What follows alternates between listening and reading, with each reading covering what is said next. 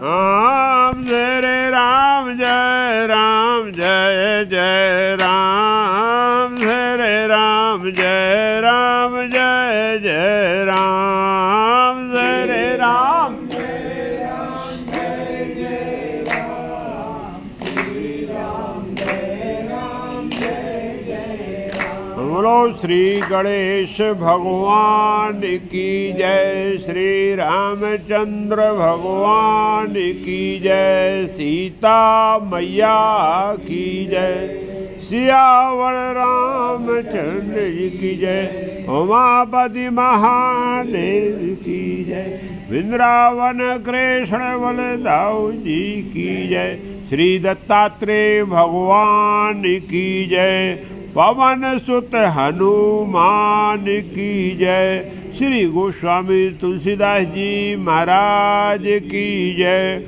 बोलो सब संतन की जय। जय सीताराम। हर हर महादेव।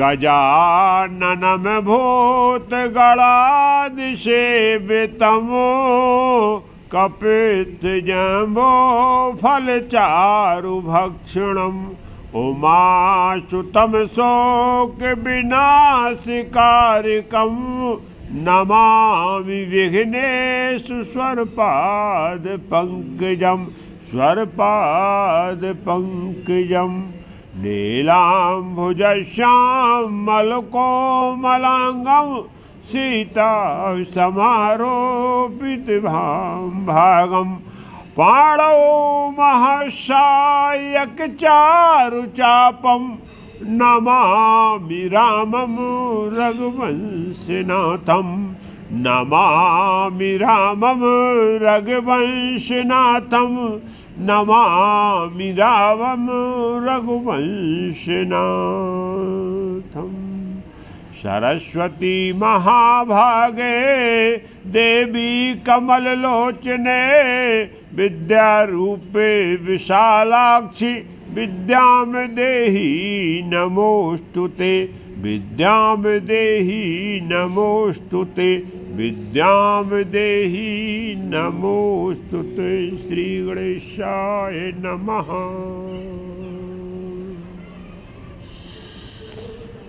तो कल हम सब भक्तों ने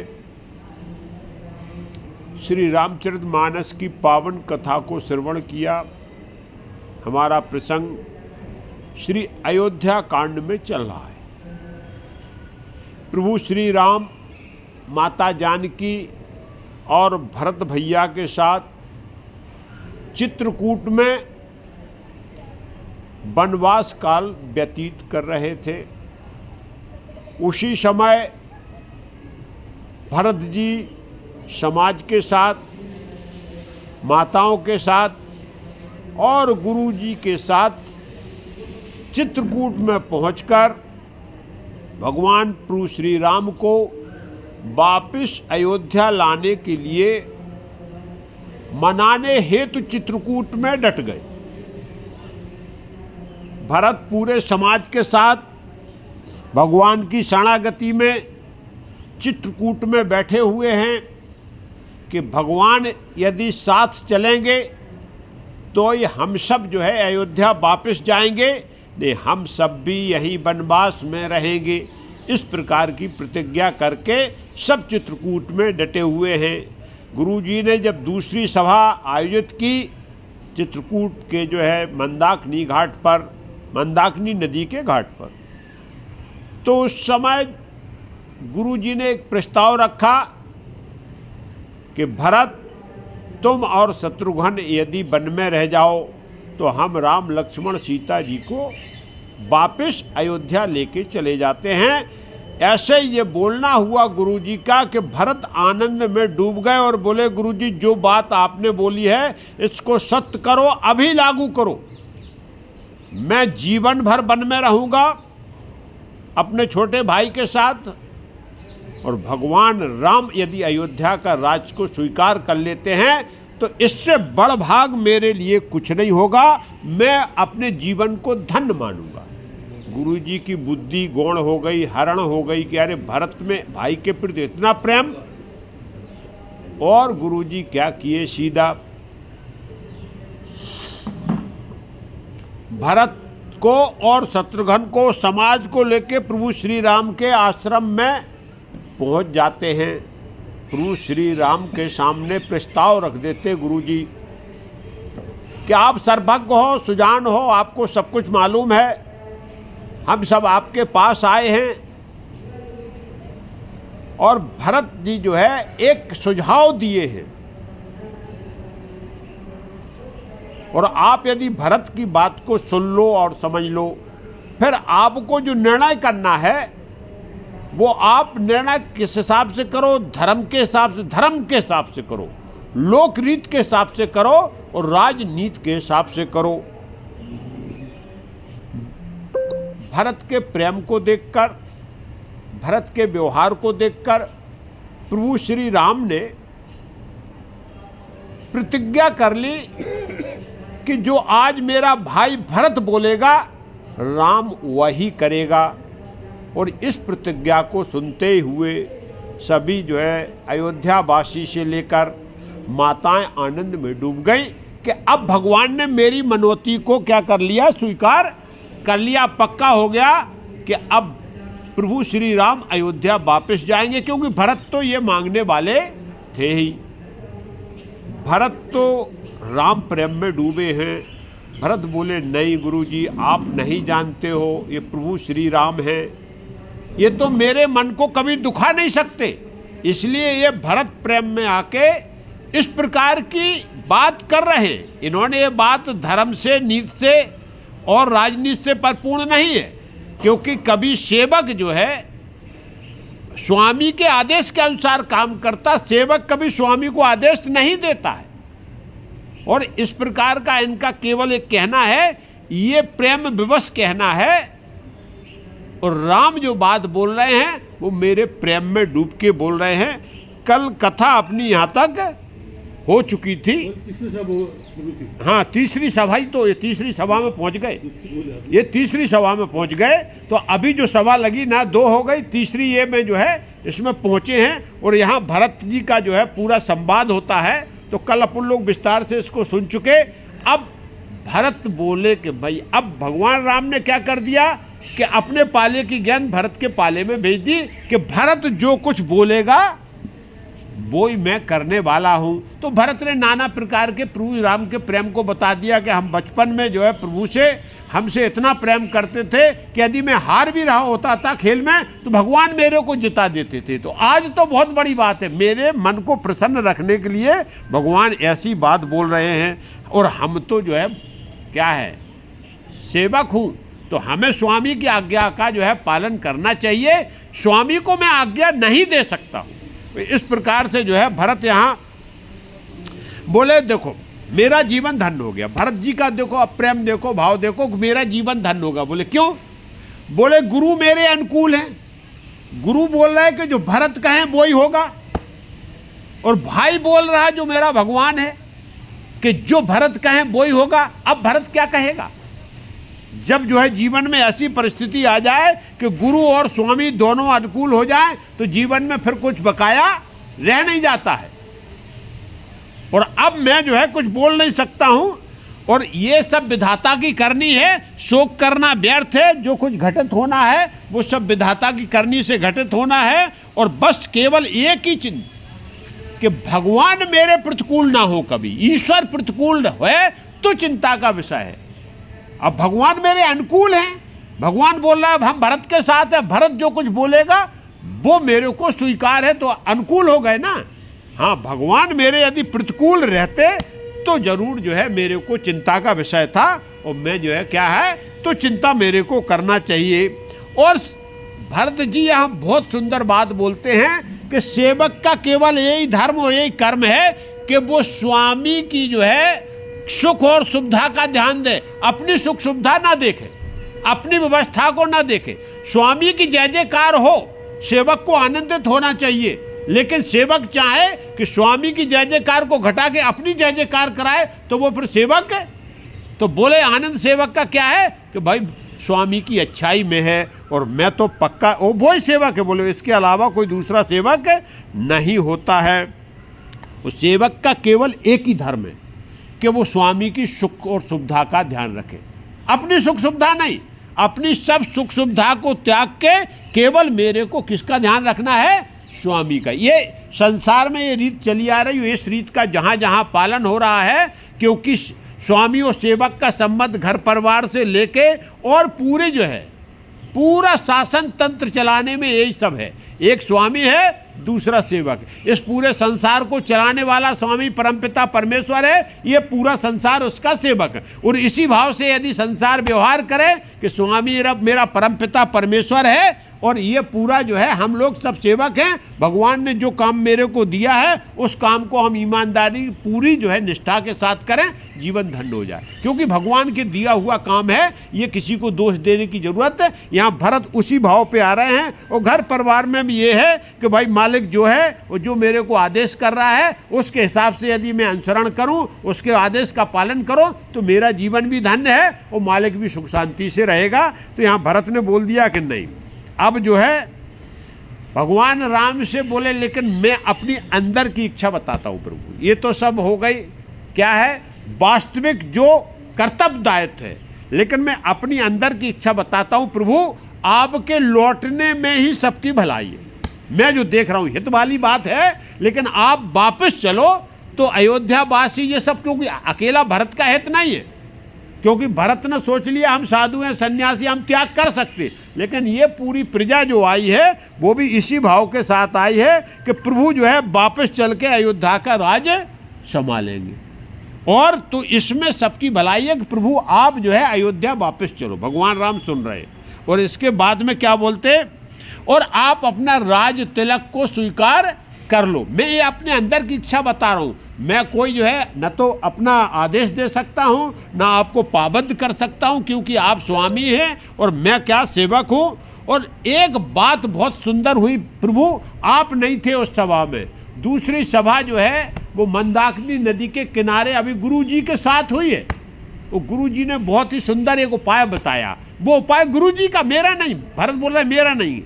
भगवान राम बोले बोलो बोलो क्या उपाय है, क्या बताया गुरु जी ने। गुरु जी की बात को कौन नहीं मानेगा, सब मानने को तैयार है। भरत बोलो निश्चिंत और निसंकोच होकर बोलो कि गुरु जी ने क्या बोला।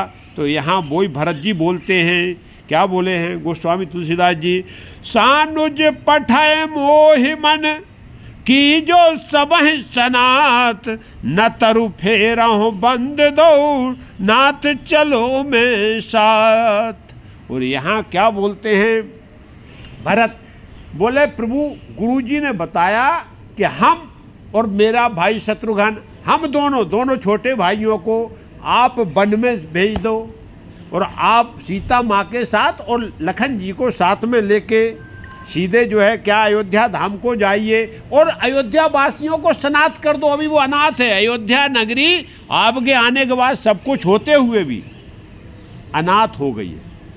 और जीवन में यदि हमारी अयोध्या में भी ये अंतरात्मा में जो अयोध्या रूपी जो आपका अयोध्या है, ये हृदय रूपी अयोध्या में यदि भगवान का जो है स्थान नहीं है और भगवान इसको छोड़ के चले गए तो हम सब भी सनाथ नहीं है, अनाथ है।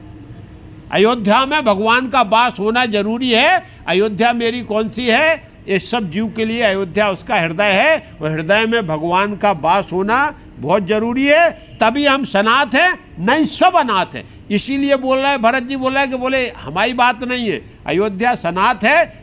सनाथ आप कब कर पाओगे, जब आप पहुंच जाओगे। नहीं, अयोध्या अनाथ है। तो स्वामी एक सुझाव दिया, क्या कि हम और भरत जो है कहाँ, भरत और शत्रुघ्न बोले कहाँ रह जाते हैं, वन में, और आप लोग वापस चले जाओ गुरु जी के साथ। दूसरी बात बोले, बहुत सुंदर बोले एक काम करो प्रभु, क्योंकि ये दोष भी मिट जाएगा, आप लखन को वापस कर दो और मेरे को वन में साथ में, भाई हैं, लखन सेवा करेंगे, हम भी सेवा करेंगे, तो लखन को वापस भेज दो और मेरे को वन में रख लो। लखन और शत्रुघ्न जो है राज संभालेंगे, सत्ता चलाएंगे, हम आपके साथ वन में 14 साल सेवा करेंगे, तो मेरे मन की पूर्ति हो जाओ। बात भी सही है, कलंक भी नहीं लगेगा कि भरत ने देखो राज नहीं किया, और पिताजी की भी बात रह जाएगी और हमारा कलंक मिट जाएगा। लेकिन राम तो राम है, राम ने बोला कि भरत का राज फिर कौन चलाएगा? ये राज तो जो है भरत के नाम से लिख दिया ना कि कहीं ने, तो हमको ये अधिकार नहीं कि भरत का राज छीन के हम वन में ले जाएं।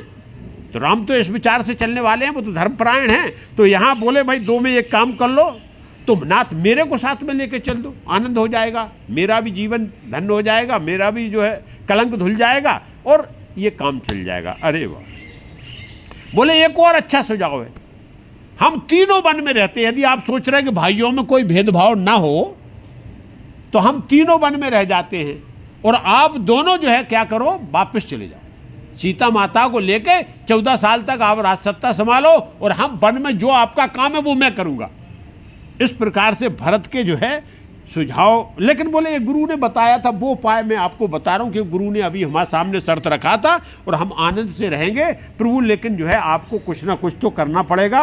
लेकिन एक बात, यहां भरत बोले कि ये सब सुझाव बता दिया, लेकिन एक बात है जिसमें सबका हित हो वो काम करना,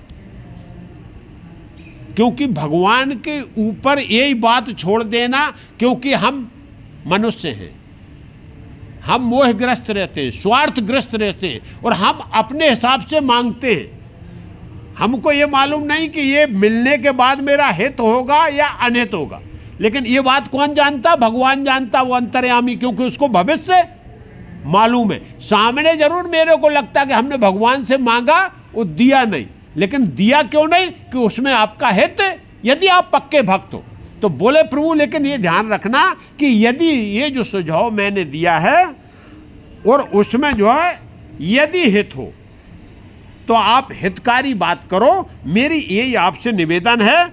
और आप तो प्रभु क्योंकि भरत ने बहुत बड़ी बात बोला यहाँ, और हम आपके जीवन में भी ये बात, जो दुखी मन होता है वो चिंताग्रस्त हो जाता है और उसका सोच विचार क्या हो जाता है कि वो भगवान से भी कुछ भी उल्टा सीधा मांगने लगता, क्योंकि वो दुखी है।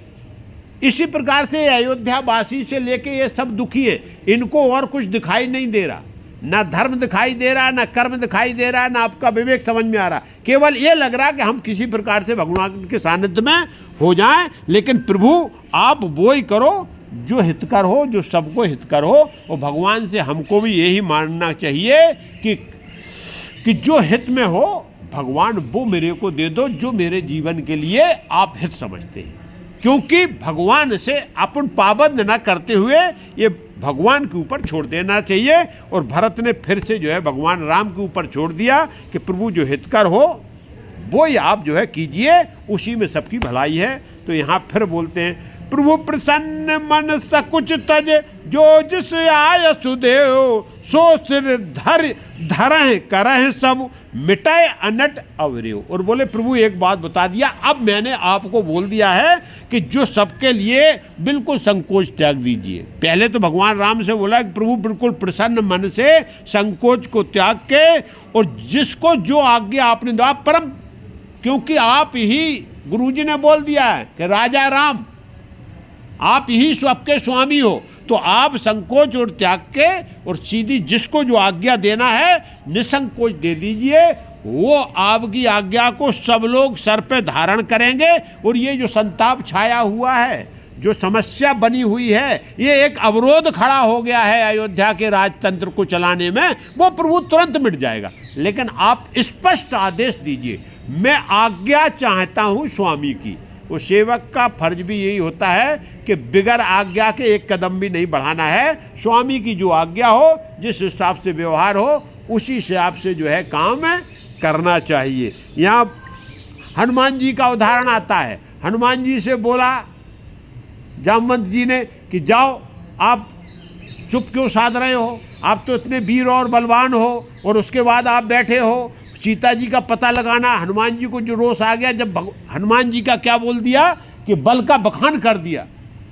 तो हनुमान जी बोले गुरु जामवंत जी से बोले बताओ मेरे को क्या करना है, पूरी लंका को उखाड़ के लाना या रावण को पकड़ के लाना, या पूरा काम बोलो क्या कर। बोले नहीं नहीं, ये काम सेवक का नहीं। स्वामी ने क्या बोला है, राम ने केवल क्या बोला, राम जी ने जाते समय कपिदल को बोला था कि आप सीता का पता लगा के आओ केवल। बकाया अगाऊपन नहीं करना। आप जो है सेवक हो, भगवान ने बोला पता लगा के आओ, तो हनुमान जी आप क्या करो, केवल आप जाओ और क्या करो, सीता जी का पता लगाओ और लौट के वो खबर दे दो। फिर जो स्वामी कहेगा वैसा हम और आप सब, ये संसार की नीति है और ये परमपिता परमेश्वर की नीति है कि परमपिता हमको क्या निर्देश दे रहा है, किस पथ पर चलने के लिए बोल रहा है, उसी पथ को मेरे को पकड़ के चलना चाहिए। मेरे को भगवान की आज्ञा से आगे बढ़ के काम करना, मतलब वो संसार के लिए और हम और आपके लिए भी कोई वो उचित और न्यायसंगत नहीं है। तो स्वामी का आदेश मानना ही, बोले प्रभु, और इसमें बस केवल आप निसंकोच होकर आदेश दीजिए। यहाँ भरत ने फिर से राम की तरफ जो है वो गेंद को उछाल दिया कि प्रभु आपकी आज्ञा से ही जो है, ये राजा तो आप हैं, अब ये अयोध्या की राजगद्दी कौन संभालेगा आपको बताना है, और आप फिर से आदेश दे दिए और ये उलझन और समस्या का निपटान आप ही कर सकते हो, आप प्रभु संकोच हैं। और यहाँ देवता प्रसन्न हो गए। अरे बोले आहा, भरत ने बहुत बढ़िया बात कर दिया कि अब तो प्रभु राम के मन की बात हो गई। यहाँ देवता फूल की वर्षा करके भरत के प्रेम की और भरत की जो है नीति की जय जयकार करने लगे कि भगवान तो ये चाहे रहे कि हमको अयोध्या लौट के ना जाना चाहिए। और भरत ने जब बोल दिया कि प्रभु मैं आपकी आज्ञा में हूँ और आप जैसा कहोगे वैसे ही, लेकिन यहाँ भगवान राम बिल्कुल चुप हैं। क्या बोलते गोस्वामी तुलसीदास जी, चुप रहे रघुनाथ संकोची, प्रभुगत देख सभा सब सोची, जनक दूत तह अवसर आए, मुनि वशिष्ठ सुन वेग बुलाए। और उसी समय क्या हो गया, भगवान चुप हैं और ये प्रस्ताव रख दिया गया।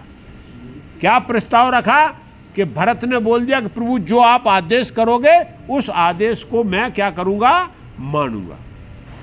अब भगवान राम संकोच में है कि मैं आदेश भी कैसे दूं, क्योंकि इधर प्रेम है भरत का और इधर पूरी प्रजा जो है वो सब छोड़ के मेरी शरणागति है।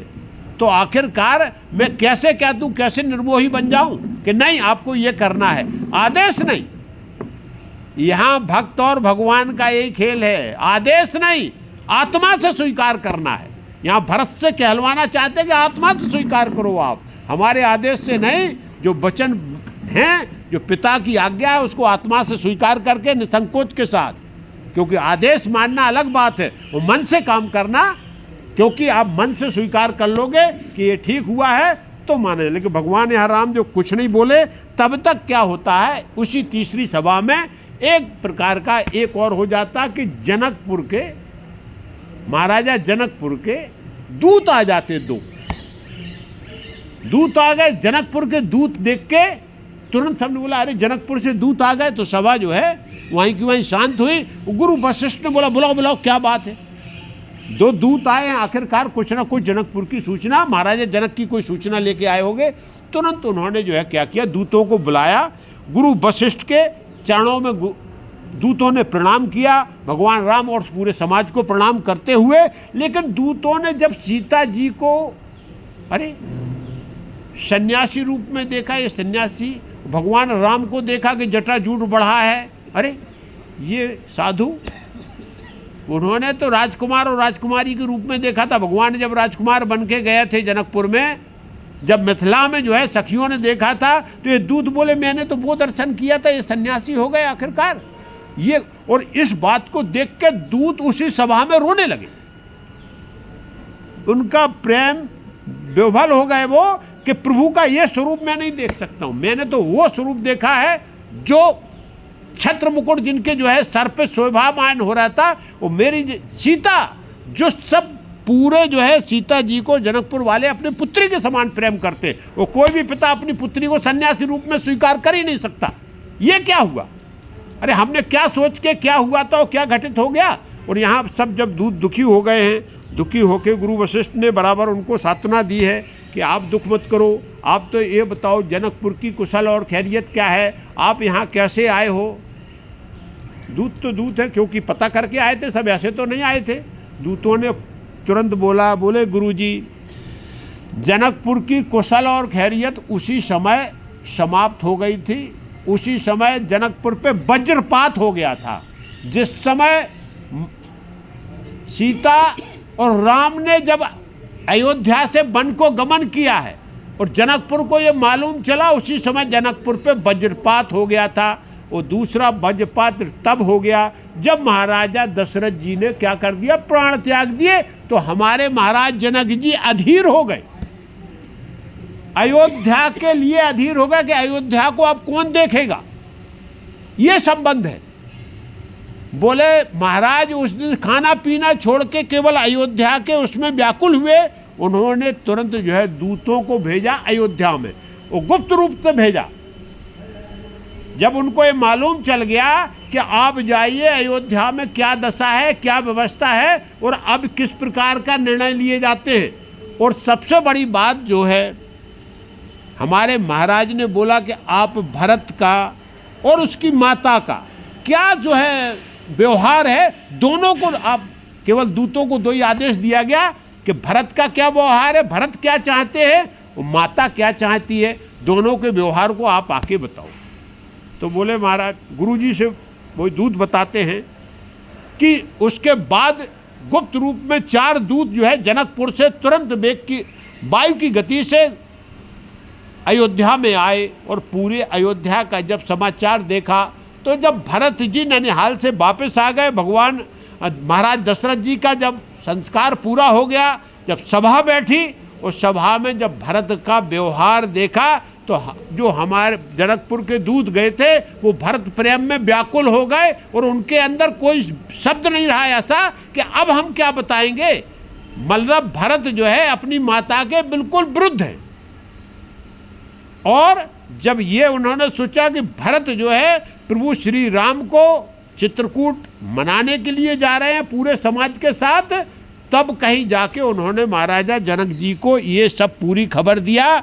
महाराज, अयोध्या में अलौकिक प्रेम है भाई भाई में, भरत राज स्वीकार नहीं कर रहे, वो प्रभु श्री राम को मनाने के लिए अयोध्या से जो है कहाँ जा रहे हैं, चित्रकूट जा रहे हैं। और वो कैकेयी की मति से के विरुद्ध हैं, कैकेयी के व्यवहार से विरुद्ध हैं। कैकेयी माता है, भरत ने माता का त्याग कर दिया है लेकिन भाई का साथ पकड़ रहे हैं। इस प्रकार की बात सुनी तो हमारे महाराज के थोड़े प्राण में प्राण आए कि अब अयोध्या की कुशल खैरियत बनी रहेगी क्योंकि राम फिर से वापस आ जाएंगे। तो जनक जी ने बोला कि तुरंत बेगर बोले रुके हुए और थोड़ी सी फौज फाटा लेके वो जनक जी जो है मैं समाज के माता सीता जी की माता सुनैना भी साथ में आ रही हैं और बस वो आ रहे हैं और हम उसके पहले मेरे को खबर देने के लिए भेजा। अरे जब ये बात सुनी कि महाराजा जनक और सुनैना आ रही तो एक बार फिर से जो है सब जगह आनंद छा गया। अयोध्या वासी बोले अब तो प्रभु राम की एक नहीं चल सकती। इधर भाई का दबाव, गुरुजी का दबाव और उधर खुद जो है पिता स्वरूप जो है ससुर जी आ रहे हैं, जनक जी आ रहे हैं। और जनक जी जब बोलेंगे तो ये पक्का है कि अब राम वापस से जाना ही जाना पड़ेगा। यहाँ सब लोग आनंदित हुए और भगवान राम यहाँ चिंतित हो गए। बोले अभी तो गुरु और भरत से किसी प्रकार से हम निपट रहे थे लेकिन अब ये जनक जी काहे के लिए आ गए। यदि सब मिलके और मेरे ऊपर दबाव डाल दिया तो मेरे को पक्का है कि भाई के प्रेम की लाज रखना पड़ेगी और पिता के वचनों को त्याग करना पड़ेगा। यदि महाराज ने ऐसा बोल दिया तो यहाँ सभा का विसर्जन हुआ। बोले पहले जनक जी की क्या किया जाए, अगवानी किया जाए, पहले जनक जी को लाया जाए क्योंकि फौज और समाज के साथ आ रहे हैं। और यहाँ पर जब जो है आए हैं तो फिर जनक जी को यहाँ क्या, सुनत जनक आगमन सबु हर सेउ अवध समाज, रघुनंदन नहीं सकोच बढ़े सोच विवश सुरराज। यहाँ 2 आदमी को सोच हुआ है। क्या बोले, यहाँ जो जितनी भी अयोध्या वासी हैं और सभी माताएं, तीनों माताएं, अब बोले आनंद का विषय हो गया है कि अब जनक जी आ गए क्योंकि जनक जी ज्ञानियों में सबसे बड़े ज्ञानी थे। जनक जी कोई सामान्य जो है वो नहीं है क्योंकि उनको विदेह इसीलिए कहा गया है कि वो जो है सबसे बड़े ज्ञानी हैं। तो जनक जी के आ जाने के बाद अब इस समस्या का समाधान पक्का हो जाना है। तो यहाँ लेकिन 2 आदमियों को, एक तो भगवान राम को चिंता हो गई और दूसरी इंद्र को चिंता हो गई, देवताओं के राजा। बोले जनक जी ने आए क्या बने बनाए काम को ये फिर बिगाड़ने वाले हैं, क्योंकि अब अभी तक तो गुरु जी और भरत जी थे, अब तीसरे जनक जी आ गए तो देवता के जो महाराज हैं इंद्रराज को भी चिंता हुई कि ये भगवान ये माता सरस्वती से बोले कि ये क्या लीला रच रही हो आप, जनक जी कहीं आके और इस प्रकार का प्रस्ताव ना रख दें। यहाँ बोले वो केकई को गिलानी हो गई, यही होता है। केकई जो है मन में गिलानी कर रही कि हमने इतना बड़ा कुकर्म कर दिया जिसकी वजह से ये पूरा इतना बड़ा जो है बमंडल खड़ा हुआ है, 3 दिन से सभा बैठी हुई है, अयोध्या वासी परेशान हैं, हम मुंह दिखाने लायक नहीं हैं। अब जब जनक जी आएंगे और श्रीनाथ जी आएंगे तो उनके सामने मैं मुंह कैसे दिखाऊंगी? अरे उन्होंने तो पुत्री की विदा किया था, सीता जी की विदा इसलिए किया था कि वो जो है अयोध्या की महारानी होगी, राजमहल में रहेगी, और मैंने उसको वनवासी बना दिया, तो अब मेरा जीवन निरर्थक है और आखिरकार ये कलंक का कालिक मेरे मुंह पे जो पुता हुआ है तो उनको मुख कैसे दिखाऊंगी? यहाँ केकई को बहुत जो है चिंता होती है और वो जो है उसी में डूब जाती है। और यहाँ क्या होता है कि जनक जी आ गए, सीता पूरा समाज आ गया, सबको रात में हो गई, विश्राम दिया गया, विश्राम हुआ, कोई बातचीत नहीं अभी, सब जनक जी को ठहराव हो गया, सब लोग ठहर गए अपनी अपनी जगह पे यथावत। और इसके बाद क्या होता है? यही प्रकार गत बासर सोऊ, प्रात नहान लगा सबको, कर मंजन पूजह नर नारी, गणप गौर तिरुप्रार तमारी, रमा रमन पदि बंद बहोरी, बिन बह अंजुल अंचल जोरी, राजा राम जानकी रानी, आनंद अवध अवध रजधानी। और यहाँ सुबह जब होता है तो सबसे पहले गोस्वामी तुलसीदास जी अवधपुर वासियों की और माताओं की बात को करते हैं। सुबह होने के बाद सबने मंदाकिनी में बड़ी अच्छी तरीके से स्नान किया, स्नान ध्यान करके आनंद से, और फिर क्या किया है? पूजा और अर्चन। ये दिन प्रतिदिन का जो संयम नियम है ये यहाँ भी हम रहें। आध्यात्मिक विषय ये बोलता है कि हमारा संयम नियम ये है कि हम पूजन और अर्चन को नहीं छोड़ें, जहाँ कोई व्यवस्था नहीं है वहाँ हम मानसिक पूजा कर लें। बहुत बड़ी बात, मानसिक पूजा कर लें। हम अपने मन में ही भगवान का सिंहासन, भगवान की मूर्ति, भगवान का स्थापन और भगवान का जो हम अर्चन करते पुष्प अर्पण से लेके जो भी होता सब मानसिक करके, लेकिन भगवान का ध्यान करके, और उसके बाद ही अपने को नित्य क्रिया जो करना है वो करना है। पूजा का ये विधान है कि हम घर से बाहर हैं, कहीं भी हैं, तो हमें मानसिक पूजा भगवान को चिंतन करके और अपने मन में ही भगवान का पूजन कर लेना चाहिए। यहाँ सबने पूजन किया, किस किस का? अब यहाँ क्या कर रहे हैं? मंदाकिनी में खड़े हुए, अंजुल में पानी भरा हुआ है और पहले गणेश जी को अर्पित करते हैं, फिर जो है गौरी को अर्पित करते हैं, उसके बाद त्रिपुरारी भगवान शंकर को अर्पित करते हैं, और उसके बाद में भगवान सूर्य को अर्पित करते हैं। और अर्पित करने के बाद में प्रभु लक्ष्मी नारायण रमापति मतलब जो है भगवान विष्णु से वंदना करते हैं, क्योंकि सबकी कुशल स्वयं के दाता, सबका पालन पोषण के दाता, सुख करता एक कौन है? भगवान विष्णु। तो भगवान विष्णु की वंदना करते हैं कि हे भगवान विष्णु, ये सब हम लोग दुखी हैं, परेशान हैं, और 4 दिन हो गए हैं चित्रकूट में, 5वां दिन है आज, और 5वें दिन में अभी तक भगवान को इस प्रकार की बुद्धि दें कि भगवान हम सबकी प्रार्थना सुन लें, क्योंकि हम भगवान की शरण में हैं। अब प्रार्थना क्या कर रहे हैं वो? कि राजा राम जानकी रानी, बोले राम राजा हो जाएं अयोध्या के, और महारानी कौन बन जाए? सीता जी बन जाएं, और बस एक बार फिर से अयोध्या में आनंद ही आनंद छा जाए। ये आपसे प्रार्थना है, ये आपसे विनती है, ये हाथ जोड़कर हम सब जो है आपसे मांग रहे हैं। इस प्रकार की कामना जो है सब अयोध्यावासी और साथ में जनकपुरवासी, क्योंकि जनकपुरवासी भी आ गए, तो सब जाके इस प्रकार से भगवान से मांगते हैं। अब आगे क्या होता है? सुबस बसौ फिर सहतु समाजा, भरत राम करहु जो विराजा, ये सुख सुधा सीच सब काहू, देहु देहु जग जीवन लाहू। और भगवान राम एक बार राज सिंहासन पे समाज के साथ बैठ जाएं, उसके बाद में क्या करें? फिर भरत को युवराज बना दें भाई। यदि कैकेयी की इच्छा है राजा बनाना है तो युवराज भी राजा ही होता है। भरत को युवराज पद दे के और यहाँ क्या कर दे, बस एक ही बात बोला है, यही सुख सुधा सिंच सबको। बस सुख रूपी यही अमृत वर्षा एक बार अयोध्या में हो जाए कि सब जो है सुखी काय से हो जाए। भगवान की कृपा यदि बरसने लगे तो सब सुखी हो जाए और सभी देव जग जीवन लाहो। और एक बार अयोध्या वासियों का जीवन भगवान विष्णु से बोलते हैं, एक बार वापस कर दो, हम लोगों का भगवान के बगैर जीवन व्यर्थ है। और भक्त का और भगवान का यही संबंध है, यदि भगवान साथ में नहीं है, भगवान हमसे विमुख हैं, तो हम और आपका भी जीवन व्यर्थ है। यहाँ पूरे अयोध्या वासी बोल रहे हैं कि अयोध्या में जब तक भगवान नहीं है तब तक मेरी जीवन धारा है वो बिल्कुल व्यर्थ है। इस प्रकार से यहाँ अयोध्या वासी सब मांगते हैं और केवल एक ही बात मांगते हैं कि हे प्रभु, अयोध्या में किसी प्रकार से सुख शांति आ जाए तो हम लोगों के जीवन में भी क्या हो जाए, आनंद आ जाए। प्रभु के सब दर्शन करते हैं और आशीर्वाद प्राप्त करते हैं। प्रतिदिन का ये काम चल रहा था, बोले दर्शन कर रहे हैं, आनंद प्राप्त हो रहा है, ये तो क्या है, जब कब तक चलेगा ये कब तक जंगल में रह के कब तक चलेगा, घर द्वार छोड़ के पड़े हुए हैं, तो इस तो कुछ है नहीं। लेकिन भगवान राम के बारे में क्या सोचते हैं कि भगवान राम जो है वो नीति के पालक हैं। सबसे बड़ी जो संशय है कि भगवान जो है नीति के पालक हैं और संकल्प पे अड़क रहने वाले हैं।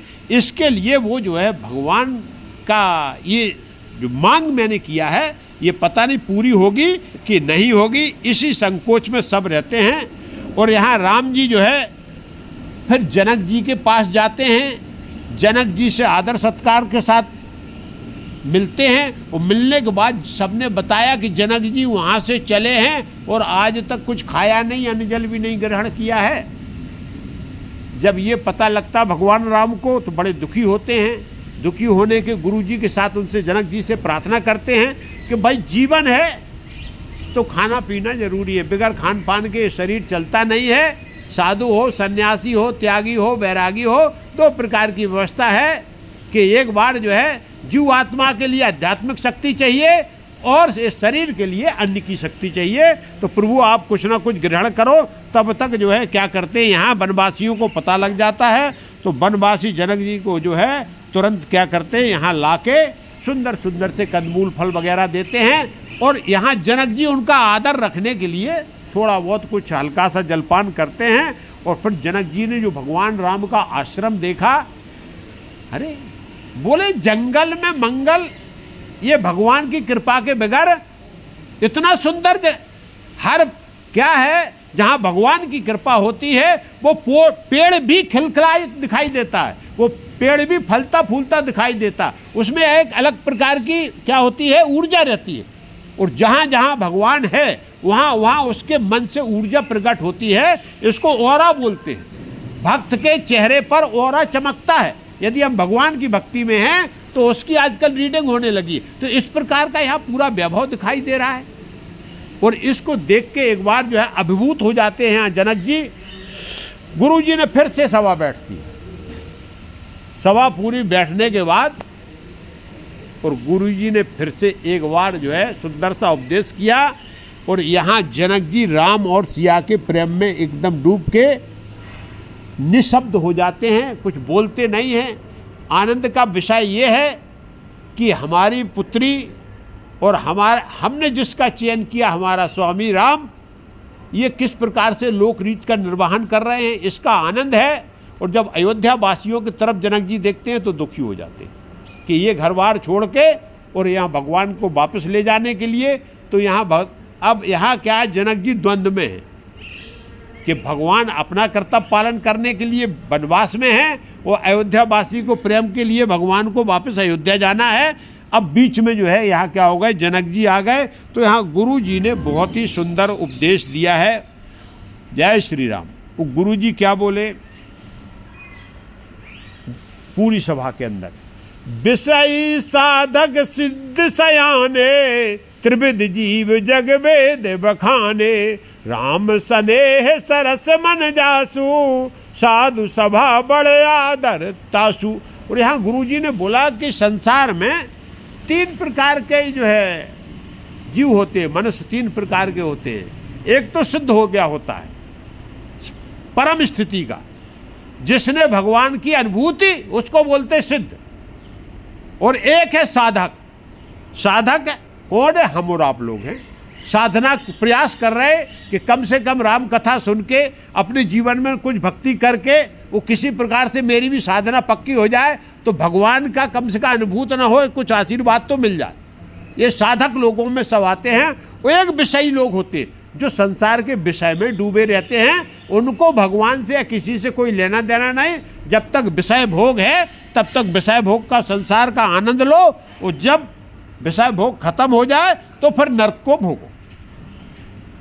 तो तीन प्रकार के लोग, एक विषयी हैं, दूसरे साधक होते हैं, वो तीसरे सिद्ध होते हैं। सिद्ध का मतलब है भगवान की अनुभूत हो गई, फिर उसको ना संसार से कुछ चाहिए ना किसी से कुछ चाहिए। केवल उसके क्या होता है कि भगवान की अनुभूत उसको होती है और बस वो आनंद के साथ जीवन यापन करता। तो यही प्रकार के ये तीन प्रकार के जीव हैं। गुरुजी बोलते हैं वेदों में बखान किया गया इन जीवों का, लेकिन इनमें सबसे उत्तम, सबसे सर्वोत्तम केवल वही जी है, राम सने सरस मन जासु, जिसके मन में राम के प्रति प्रेम। बस वो जो है साधुओं में सबसे बड़ा साधु है। साधु का मतलब होता है जो सद्गुणों से भरा हुआ हो, उसको बोलते हैं साधु। अच्छे गुण हैं लेकिन आप भक्ति नहीं है आपके अंदर प्रेम नहीं है, तो वो गुण संसार में कोई काम करने वाले नहीं है। ये पक्का है। जब तक आपके अंदर विनम्रता नहीं आएगी, भक्ति नहीं आएगी, जब तक भगवान के अंदर प्रेम नहीं आएगा, तो बोले लेकिन सबसे बड़ा साधु वही माना जाएगा जिसको राम के चरणों में प्रीति है। तो यहाँ सब जो है राम के चरणों में प्रीत करने वाले हैं। ये जनक जी को बता रहे हैं, क्योंकि भक्ति बिना ज्ञान, ज्ञान आपके पास है लेकिन विनम्रता नहीं है, तो वो ज्ञान बिल्कुल व्यर्थ है आपका।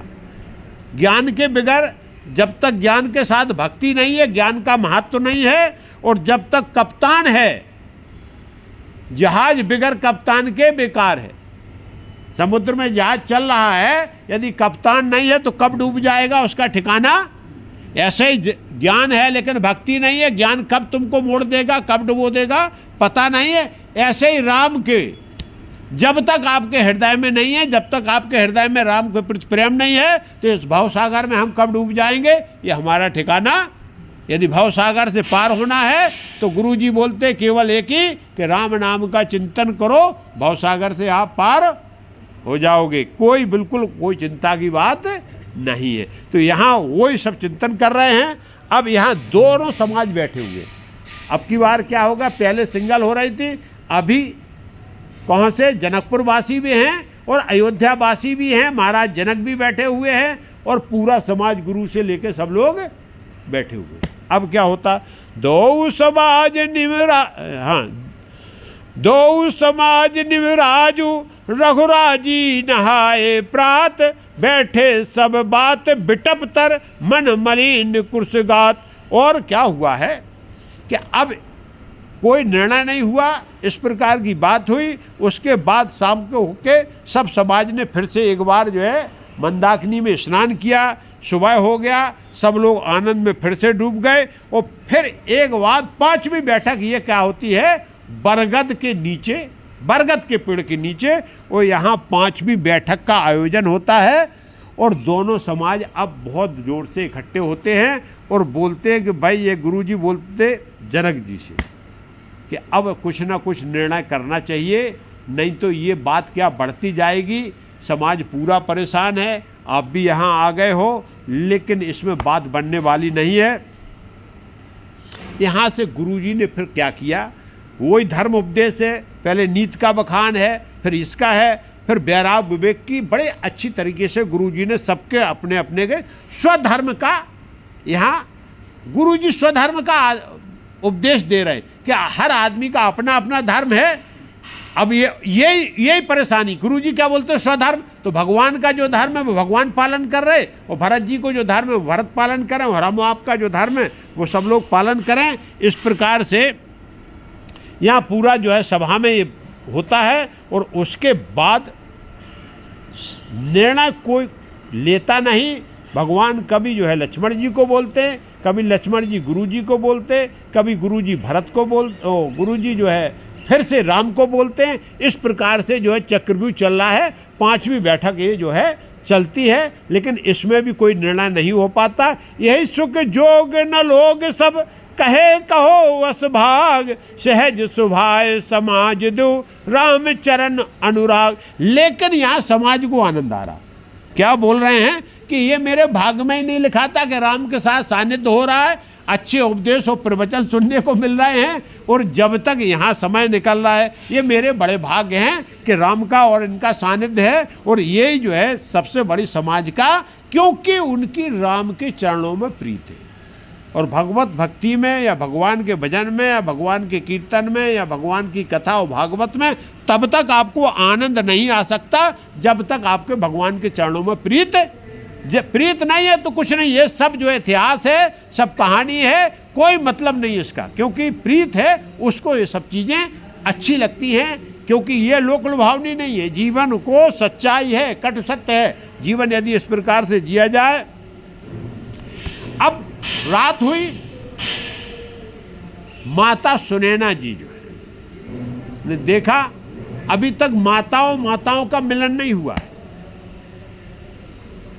तो माता सुनैना आई, पता किया कि तीनों महारानी आई हुई हैं। तो बोले अभी वो फ्री हैं, आप मिल सकती हो। तो सुनैना आके तीनों माताओं से मिलती है। माताओं को यहाँ जो है सुनैना ने कौशल्या माता के जो चरण स्पर्श किए, भेंट भलाई जिस प्रकार से मिलना चाहिए, मिलना जुलना हुआ। लेकिन यहाँ माता ने जैसे ही जो है सुनैना माता ने तीनों माताओं के स्वरूप को देखा, वैसे ही दुखी हो गई, क्योंकि वो जो है मंगल भेष में नहीं है, क्योंकि विधवा स्वरूप है तीनों माताओं का। और यहाँ सीता जी को देखा तो सीता जी जोगन बनी हुई है। और माता के हृदय को अब क्या हुआ होगा। तो यहाँ एक बार सुनैना जी ने कौशल्या माता और सबके सामने विधाता को कोस दिया। बोले क्या विधाता है? अरे दूध का जो फैन होता है ना, या नदी में जो फैन हो ऐसा दिखाई देता है ना फैन, उस पर वज्र चलाने की जरूरत, वज्र चला दिया। दूध के फैन पे वज्र चला देना तो उस फैन का क्या हाल होगा। अरे अयोध्या में इतनी सुख शांति और आनंद बरस रहा था, ये भगवान पे सहन नहीं हुआ, विधाता पे, और उसने अयोध्या पे वज्र मार दिया। और आज अयोध्या का क्या हाल हो गया इन माताओं की शक्ल। अरे जिनकी शक्ल देख के एक बार लोग बाग जो है देखने को तरसते थे कि वो जो है महाराजा दशरथ की पटरानियां हैं, कोई सामान्य नारी नहीं थी वो। लेकिन यहाँ सुनैना पश्चाताप करती, बोले विधाता की भी क्या गति है। अरे बोले जो बात तो सही है, लेकिन बड़ा ज्ञान, क्योंकि सामान्य नारियां नहीं है। सुनैना जो है वो पितरों की कन्या है, ऐसी कोई सामान्य नारी नहीं है कि सुनैना कोई सामान्य नारी हो, देव कन्या है। और सुनैना ने क्या बोलती कि वास्तव में विधाता का बहुत सुंदर है। अमृत केवल संसार में सुनने में आता, आज हम और आपने भी अमृत देखा क्या, लेकिन चर्चा अमृत की सब जगह है। और विष देखने में आता है, विष देखा है, सबने देखा है। जीव जंतु में विष है, सांप काट ले तो बोले विष हो गया, नाना प्रकार का विष उपलब्ध है, नाना प्रकार। लेकिन अमृत कहीं दिखाई। ये विधाता की गति को बता रही कि वास्तव में विधाता की रीत यहाँ है उल्टी है कि, और यहाँ साधुता केवल कम है, सुनने में आती साधुता कि भाई साधु होता है, मतलब जो है क्या होता है, दुष्ट दुराचारी जो है चारों तरफ आपको दुष्टता पूरा देखने में आती है। संसार पूरा बना हुआ है, बोले हर जगह देखो वहाँ दुष्टि दुष्ट दिखाई दे जाएंगे। उस साधु को ढूंढने के लिए आपको जो है बहुत प्रयास करना पड़ेगा। संसार की बोले ऐसा ही नीत है, और ये जो है और संसार के इस नियम से ही जो है संसार चल रहा है। और ये जो है भगवान की लीला बड़ी अलौकिक है। क्यों? कौआ है, बगुला है, गिद्ध हैं, और जो है तमाम प्रकार के इस प्रकार के पक्षी बहुत से दिखाई देते हैं। और हंस कहाँ दिखता बताओ आपको? हंस खोजने के लिए सरोवर में जाना पड़ेगा, कहीं एक आध हंस दिखाई देगा। अर्थात ये है कि इस संसार में जो है अवगुणों की भरमार है और गुण बहुत कम है। इसी प्रकार से ये जो व्यवहार घटित हो गया ना अयोध्या में, केवल इसी वजह से हो गया कि संस्कार संसार जो अवगुणों से भरा हुआ है, इसके लिए इस प्रकार का घटित होता है। तो यहाँ जब इस प्रकार की बात किया तो सुमित्रा माता भी बोल पड़ी। अरे वो भी तो ज्ञान की बात है, बहुत बड़ी बात है कि जब दिखाया, बोले वास्तव में विधाता की करनी उल्टी है। अरे बोले माँ क्या बोल रही हो आप, बहन क्या बोल रही हो आप? अरे विधाता की करनी बिल्कुल उल्टी है। बोले कैसे? बोले वो प्रकट करता है, अरे इस सृष्टि को प्रकट करता है, पालन भी करता है और संहार भी कर देता है। ये क्या है? ये कौन सा खेल है? ठीक बालक जैसा व्यवहार है भगवान का। क्योंकि बालक क्या करता? घरौंदा बनाता बड़े आनंद के साथ, बनाने के बाद खेलेगा और उसके बाद उसको क्या करता है? फोड़ फाड़ डालता है। बच्चों को खेल देखा होगा, बालू में घर बनाते, तो बनाने के बाद क्या होता है? बड़े संभाल के बनाएंगे और बाद में जब खेल में उसको क्या करेंगे? फोड़ फाड़ फेंक देते। ऐसे बोले भगवान का खेल बिल्कुल बच्चों जैसा है। बोले भगवान की कोई नियत हमें समझ में नहीं आती, वो संसार का खेल ऐसा ही है और इसी खेल में हम और आपको खेलना है, क्योंकि माया का खेल अजीबो और गरीब है। यहाँ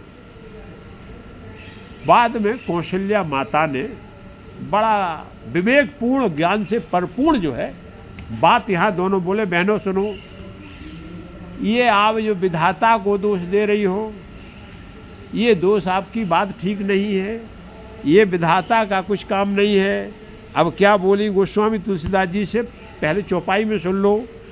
कौशल्या कहे दोष न काहू, करम विबस दुख सुख क्षति लाहू, कठिन कर्म गत जान विधाता, जो शुभ अशुभ सकल फल दाता। बोले देखो बहनों, ये कौशल्या माता बोलती है, इसमें किसी का दोष नहीं है, ये कर्म के विवश है पूरी सृष्टि, और हम और आप जीव भी कर्म के अनुसार हैं। जहाँ कर्म से ही हमको सुख मिलता है, कर्म से ही हमको दुख मिलता है, कर्म से ही हमको लाभ होता है, कर्म से ही हमको हानि होती है। ये कर्म का खेल के कारण ये संसार पूरा जो है गतिमान है, चल रहा, वो जो व्यवहार हो रहा है ये सब उसी का खेल है। तो इसमें विधाता को दोष देना, कठिन कर्मगत जान, ये बड़ी कठिन की कर्म की गति विधाता ने बहुत कठिन बनाई है, और ये सबके समझ में आने वाली। यदि अच्छा हो गया तो ये मैंने कर लिया, और बुरा हो गया तो भगवान ने बिगाड़ दिया। ये हम और आपकी सोच है, क्योंकि कर्म की गति है, जैसा करोगे वैसा घटित होने वाला। लेकिन हम करते क्या है कि अच्छा कर लिया, बोले हाँ हमारी मेहनत से हमने अपना परिश्रम किया, ये फलीभूत हो गया, और गड़बड़ हो गया तो बोले ये भगवान ने कर दिया है। तो बोले यहाँ बहनों, एक विधाता की जो कर्म की गति बनाई गई ये बड़ी कठिन है और जल्दी समझ में नहीं आता। जो शुभ अशुभ सखल फल दा, और यही कर्म की गति शुभ और अशुभ फल हम और आपको देती है। जैसा कर्म वैसा ही हमको फल मिलने वाला है। फल जो है क्या विधाता देता है, उसके हाथ में है। इसलिए बहनों अब ये चिंता मत करो, ये शोक मत करो, कौन दुखी है कौन सुखी है ये सब विधाता के हाथ में है। लेकिन मेरे को अपना कर्म करना ये बहुत जरूरी। सुख दुख के कर्म को छोड़ देना, कौशल्या माता यहाँ बोलती हाथ पे हाथ धर के बैठने की बात नहीं है। सुख दुख आता जाता रहता है, विधाता की करनी है। तो यहाँ जो है फिर बोली है, ये सब विधाता का रचा हुआ प्रपंच है, ये माया है। इस माया से केवल मुक्ति पाने का एक ही सहारा है कि हम विधाता के सानिध्य में, परमपिता परमेश्वर के सानिध्य में, और उन्हीं की जो है शरणागति कर ले तो इस प्रपंच से हम पार पा सकते हैं। इस प्रकार से यहाँ शोक का जो है क्या किया, यहाँ दूर किया। बोले शोक करना, चिंता करना, स्वयं को हानि पहुँच। कौशल्या माता हैं जिनका पुत्र वनवास में आया हुआ है, जिसने वनवास ले, लेकिन वो बोल रही शोक और चिंता करना व्यर्थ है, या अपने आप को हानि पहुंचाना है। सुनैना आप, सुनैना बोली है आप ही बोल सकती हो। क्या बोली? सुनैना बोली कि ये आप ही बोल सकती हो, क्योंकि आप राम की माता हो, महाराजा दशरथ की पटरानी हो, आपको इतना बुद्धि विवेक और ज्ञान है। हम सब मोह माया के बंधन में फंसे हुए हैं। अभी तक मेरे को वैराग्य, क्योंकि आप राम की माता बन गई। यदि आपके पास इस प्रकार का विवेक वैराग्य और ज्ञान नहीं हुआ होता तो आज आपको ये सौभाग्य कैसे प्राप्त होता कि आप विधाता की माता बन जाती। तो इसके लिए ये सब जो है माता, क्योंकि आप नहीं बोलोगी तो इस संसार में कौन बोलेगा। यहां जो है बहुत बड़ी बात कौशल्या माता ने बोली। बोले हमें ना राम की चिंता है न लखन की चिंता है।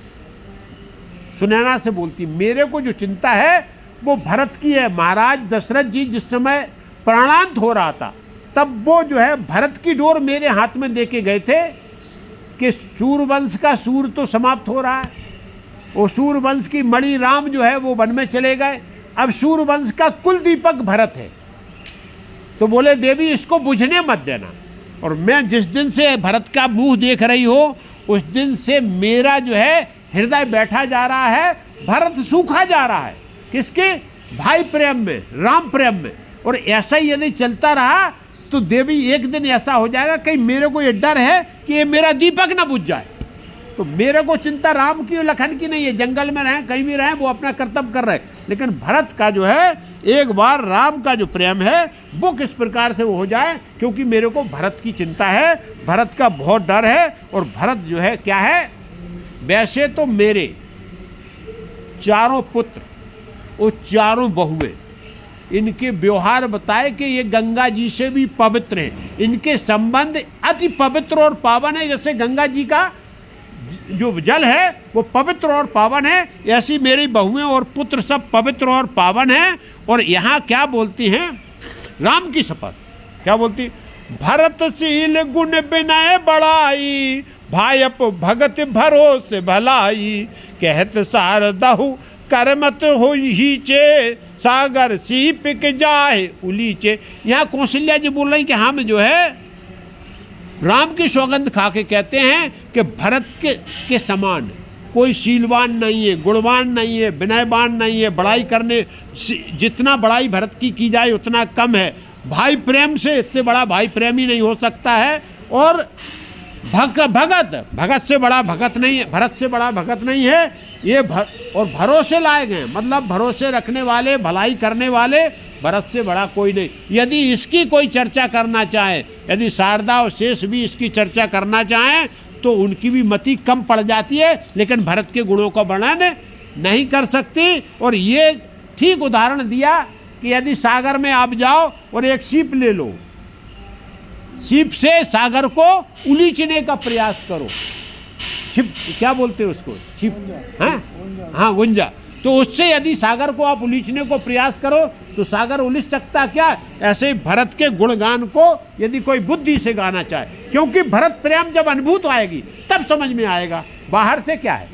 और हम और आपको यही है, यदि भरत हमारे अंदर प्रवेश कर गए जीवन में तो जीवन में आने, बोले फिर नहीं है जरूरत, तो बोले संसार ये बाहर से दिखाई देता है।